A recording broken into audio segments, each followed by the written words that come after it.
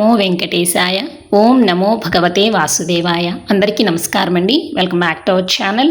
ఈరోజు ఈ వీడియోలో 2026 సంవత్సరంలో తొలి ఏకాదశి పండుగ జూలై నెలలో ఎప్పుడు ఏ తేదీన వచ్చింది, ఏకాదశి తిథి ఎప్పటి నుండి ఎప్పటి వరకు ఉంటుంది, ఉపవాసం జాగరణ ఏ సమయంలో చేయాలి, అలాగే పారణ సమయాలు ఏమిటి, తొలి ఏకాదశి పండుగ యొక్క విశిష్టత ఏమిటి, ఈ రోజున తప్పక నివేదించవలసిన నైవేద్యం ఏమిటి, పూజా సమయం ఏమిటి, అలాగే పాటించవలసిన నియమాలు ఏమిటి, ఇలాంటి మరెన్నో విషయాల గురించి ఈ వీడియోలో అయితే వివరంగా తెలుసుకుందాము. వీడియోని మీరు ఎక్కడా కూడా స్కిప్ చేయకుండా మొదటి నుంచి చివరి వరకు అయితే చూడండి.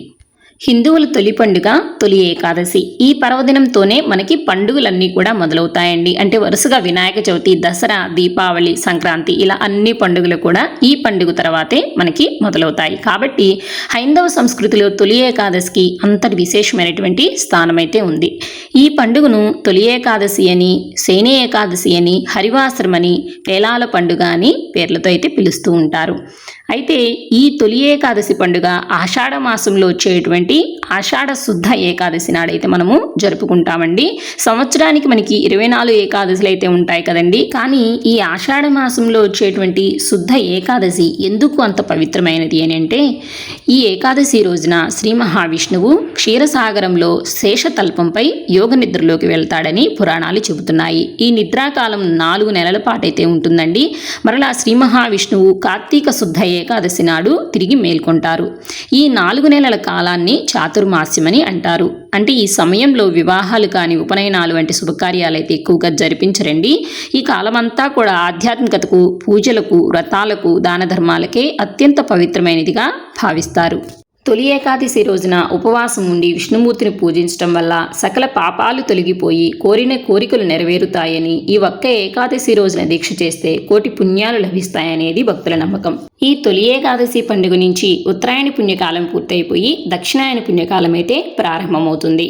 ఇంతటి విశేషమైనటువంటి ఈ తొలి ఏకాదశి పండుగ 2026 సంవత్సరంలో స్వస్తి శ్రీ చాంద్రమాన శ్రీ పరాభవనామ సంవత్సరం దక్షిణాయనం గ్రీష్మ ఋతువు ఆషాఢమాసం శుక్లపక్షం ఏకాదశి తిథి ప్రారంభం జూలై 24వ తేదీ శుక్రవారం పగలు 10 గంటల 8 నిమిషాలకు ప్రారంభమై జూలై 25వ తేదీ శనివారం పగలు 11 గంటల 55 నిమిషాల వరకు ఏకాదశి తిథి అయితే ఉంటుందండి.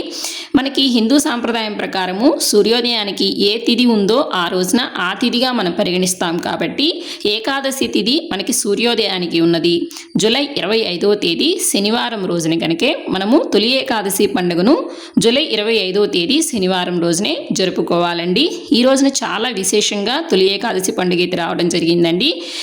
విష్ణుమూర్తికి శనివారం అంటే చాలా ప్రీతికరం కదండి. అలా శనివారం రోజున తొలి ఏకాదశి పండుగ రావడం అనేది చాలా విశేషమండి. కాబట్టి ఎవరూ కూడా ఈ రోజున మిస్ కాకుండా స్వామివారికి పూజ అనేది చేసుకోండి. ఈ రోజు నక్షత్రం అనురాధ ఉదయం 6 గంటల 3 నిమిషాల వరకు అయితే ఉంటుంది. తదుపరి జ్యేష్ఠ అయితే ప్రారంభమవుతుంది. ఈ రోజున స్వామివారికి పూజ చేసుకోవడానికి శుభ సమయాలు ఉదయము 9 గంటల లోపు పూజ చేసుకోవాలండి. అలా కుదరని వారు మరలా 10 గంటల 30 నిమిషాల తర్వాత అయితే పూజ చేసుకోవాల్సి ఉంటుంది. ఎందుకంటే రాహుకాలము ఉదయం 9 గంటల నుంచి 10 గంటల 30 నిమిషాల వరకు రాహుకాలం అయితే ఉందండి. కాబట్టి ఉదయం 9 గంటల లోపే పూజ చేసుకోండి. అలా కుదరని వారు 10 గంటల 30 నిమిషాల తర్వాత పూజ అనేది చేసుకోండి.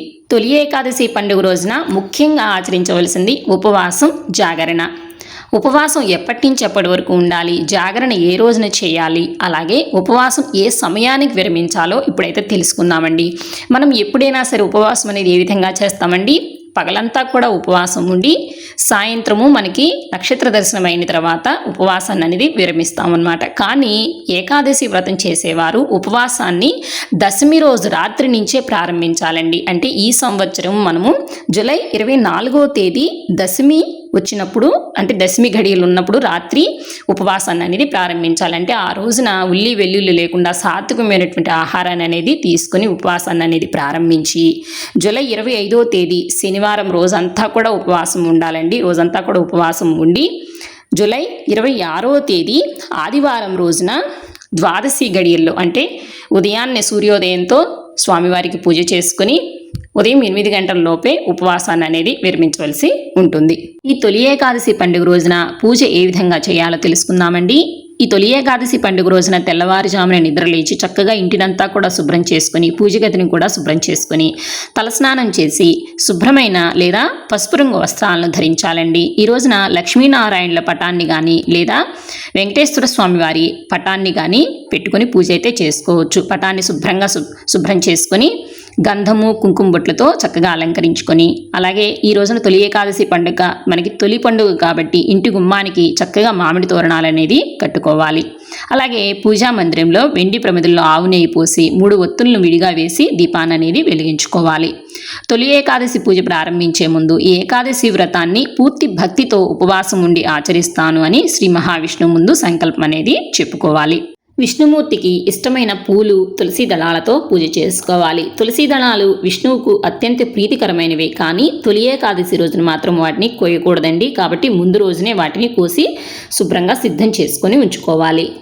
ఓం నమో నారాయణాయ లేదా ఓం నమో భగవతే వాసుదేవాయ అనే మంత్రాలను జపిస్తూ తులసి దళాలతో స్వామివారికి పూజ చేసుకోవాలి. అలాగే ఈ రోజున విష్ణు సహస్రనామ పారాయణం చేస్తే విశేషమైనటువంటి ఫలితాలు అనేవి కలుగుతాయి. ఈ రోజున విష్ణుమూర్తికి ఇష్టమైనటువంటి పండ్లు, స్వీట్లు, ముఖ్యంగా పచ్చకర్పూరం కలిపినటువంటి తీపి పదార్థాలనే నైవేద్యంగా సమర్పించాలండి.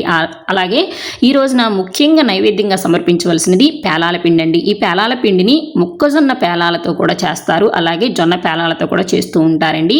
ఈ పేలాలను మెత్తగా పొడిగా దంచి అందులో నూరిన బెల్లాన్ని అయితే కలిపి నైవేద్యంగా అయితే సమర్పించాలి.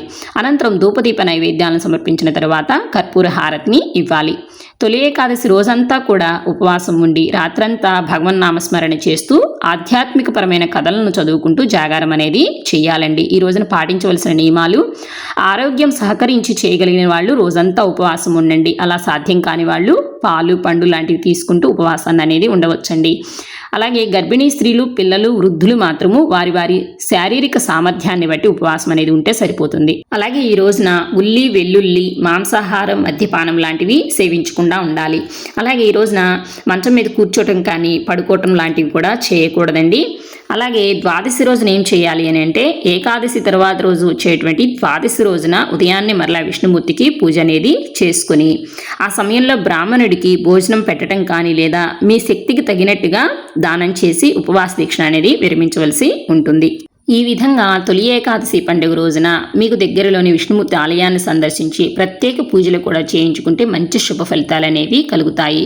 తొలి ఏకాదశి పండుగ రోజున ఉపవాసం జాగరణ చేయడం వల్ల సర్వ పాపాలు తొలగిపోయి ఆ స్వామివారి అనుగ్రహం అనేది త్వరగా కలుగుతుంది. సో ఇంతేనండి ఇవాళ వీడియో. 2026వ సంవత్సరంలో తొలి ఏకాదశి పండుగ గురించి అయితే పూర్తి విషయాలను అయితే తెలుసుకున్నాం కదండి. ఇంక ఈ వీడియో మీద మీకు ఎటువంటి సందేహాలు ఉన్నా కూడా నా కామెంట్ బాక్స్లో అయితే పోస్ట్ చేయండి. ఈ వీడియో కానీ మీకు నచ్చినట్టయితే లైక్ చేయండి, షేర్ చేయండి. రానున్న కొత్త వీడియోస్ కోసం మన ఛానల్ అయితే సబ్స్క్రైబ్ చేసుకోండి. మరొక మంచి వీడియోతో మళ్ళీ కలుసుకుందామా మరి. సర్వే జనా సుఖినో భవంతు, లోకా సమస్త సుఖినో భవంతు. స్వస్తి.